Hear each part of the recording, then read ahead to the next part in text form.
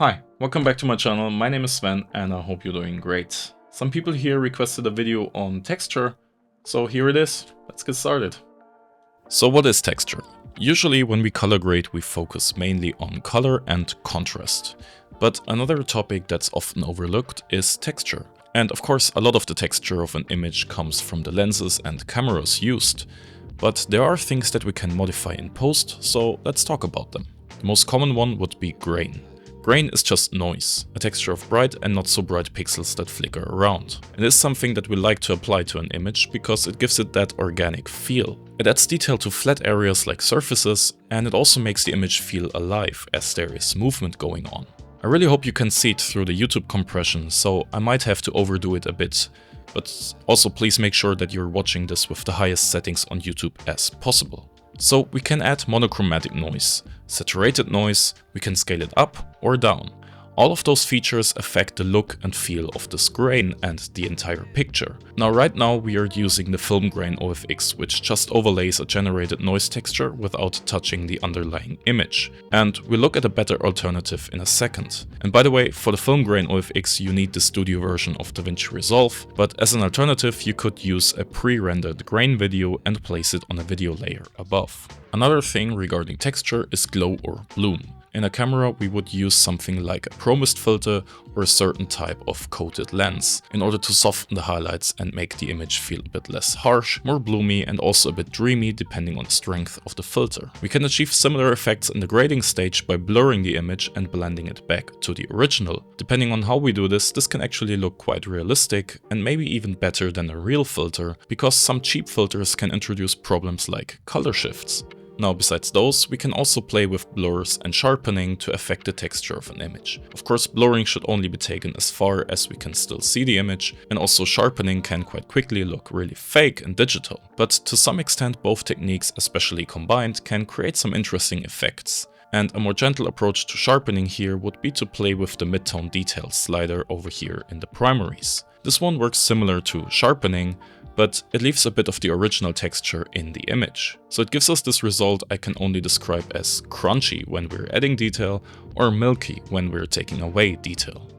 Now let's talk about two tools that come with this exact side effect that many people oversee. The shadows and highlight sliders also affect the texture in a similar way as the Midtone Detail, but maybe we don't even want that. They're built with similar operations inside and actually over-sharpen or over-blur an image in sometimes unpleasing ways. They, by the way, also affect saturation quite strongly, but let's focus on texture here. Many people who come from photography tend to work with those sliders a lot, since their behavior is similar to the tools you can find in a software like Lightroom. But in my opinion, they are not really that great for moving images, as you can easily see halos and over-sharpening with those tools. So if you're using those for brightness adjustments, I would recommend you rather go with other tools like lift, gamma and gain, the log wheels or the custom curves. Then there are more sophisticated tools like the texture Pop OFX, where you can modify individual bands of frequencies. And this can become a bit complicated quite fast and should also be used carefully, because it can easily break the image and create halos and ghosting. But let's look at the adjustments for a second.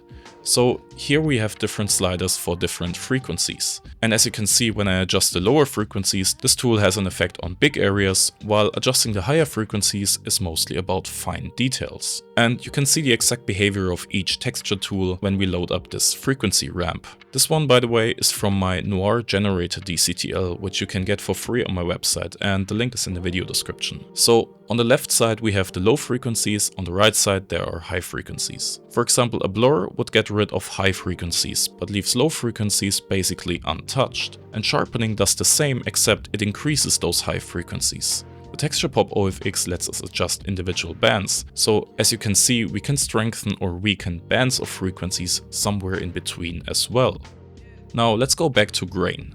Tools like the Film Look Creator that come with a modern grain algorithm apply a subtle reduction of high frequencies when increasing the grain amount. This emulates the true behavior of film grain and it makes it look way more realistic. We saw earlier how overlaying a generated noise with the film grain OFX is one way of adding grain, and it looks okay but not really believable. The Film Look Creator in this case looks way better in my opinion, because it affects the underlying image by slightly blurring it.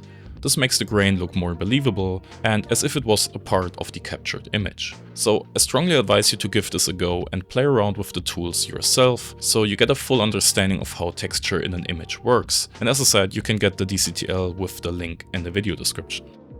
So I hope I could answer some of your questions.